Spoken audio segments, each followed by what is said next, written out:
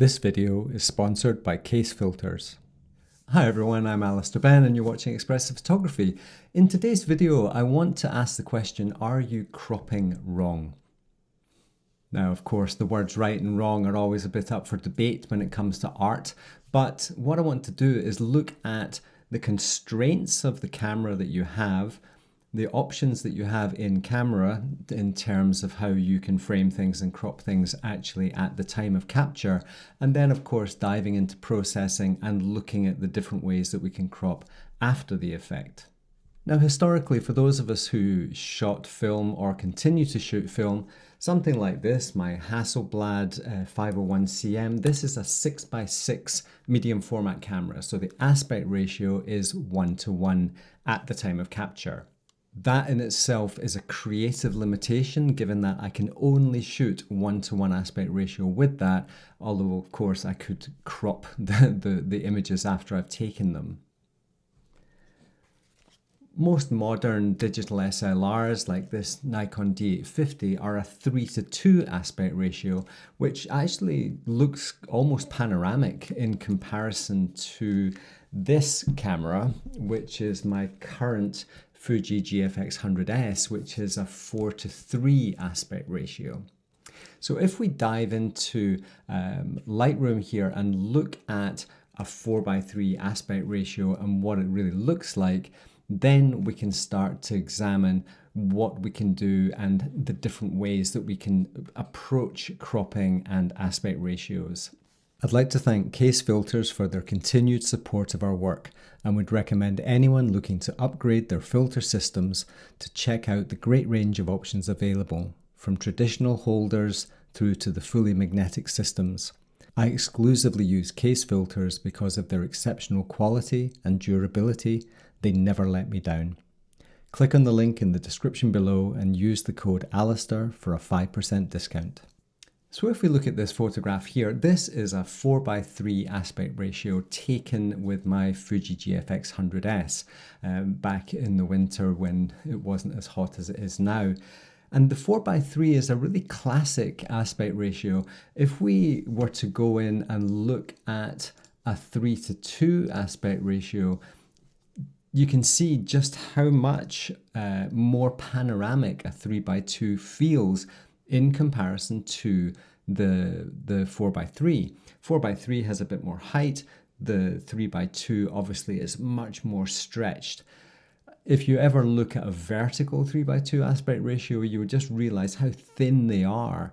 It almost looks, I almost think they look like 16:9 by comparison.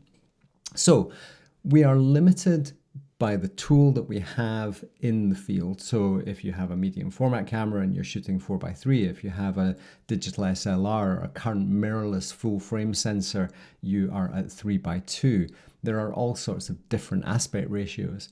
With my Fuji GFX 100S, I also have the option to crop in camera, so I can shoot 1:1, I can shoot 4:5, I can shoot 16:9, I can shoot 65:24.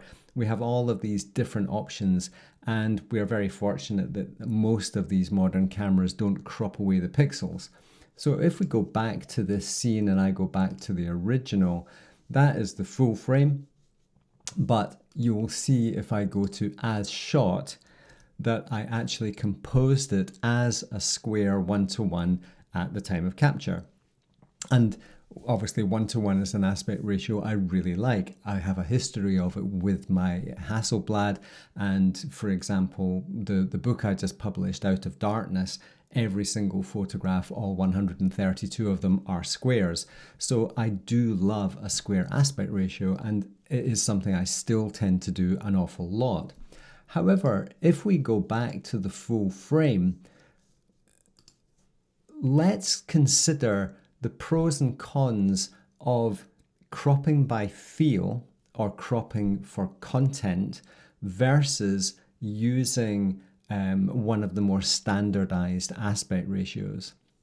I think this is the biggest question that's currently out there. And I remember when I first started shooting and joining forums back in about 2003, that I would just crop for content.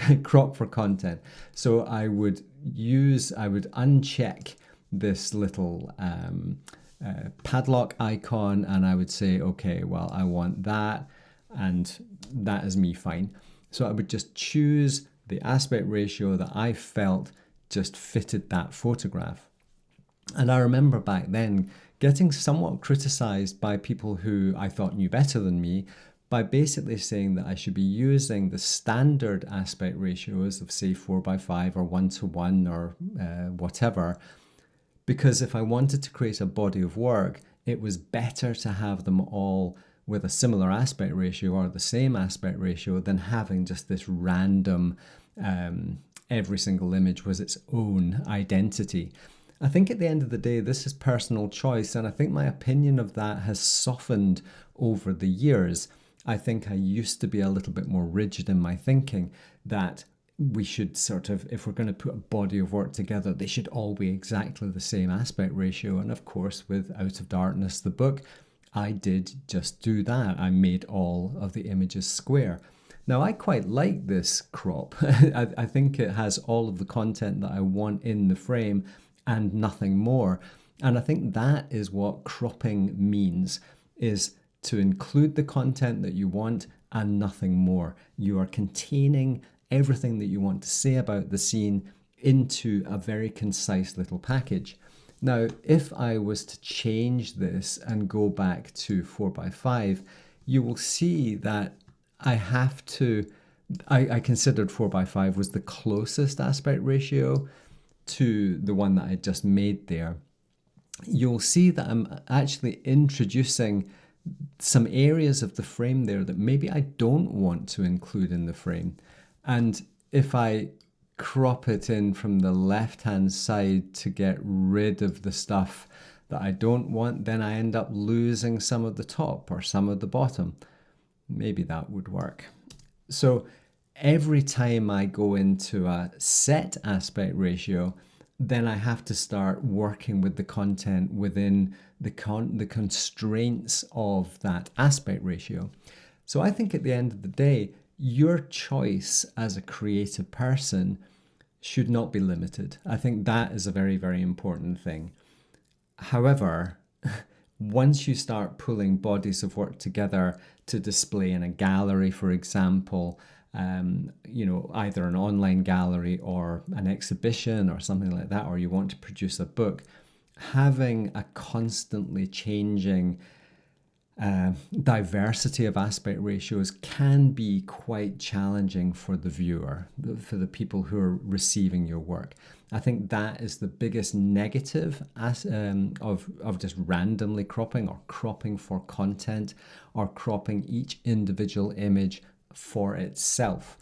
So in this little short video, I just really wanted to say to you that you are your own person. You can do it any way you want. If you want to crop each individual image as an individual and do it that way, then that's fine, and no one's going to shout at you or complain about that in any shape or form.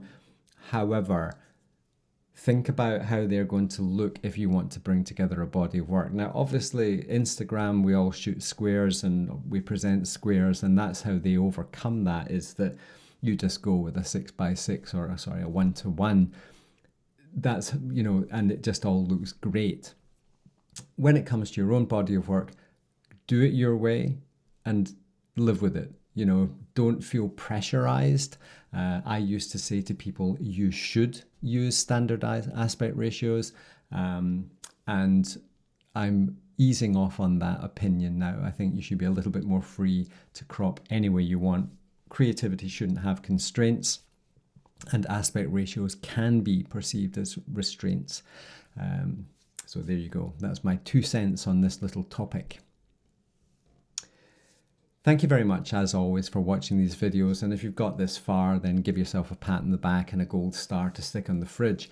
I do appreciate everyone who watches these videos, and hopefully you find my musings and ramblings to be of value to you.